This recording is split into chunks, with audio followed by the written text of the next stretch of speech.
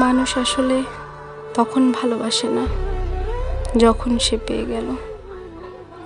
মানুষ তখনই কাউকে অসম্ভব ভালোবাসতে শুরু করে যখন সে তাকে হারিয়ে ফেলেছে কিংবা হারাতে চলেছে।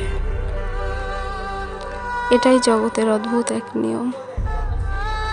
আমি দেখেছি, দূরে থাকলেই মানুষের যত হাহাকার, যত অনুসন্ধিৎসা, মন কেমন,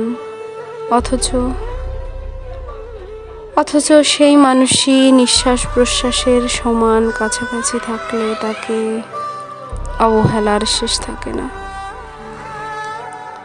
সে পাশে থাকলে যেমন তেমন করে অজুহাত অছিলায় তাকে রেখে দিলেই হয়।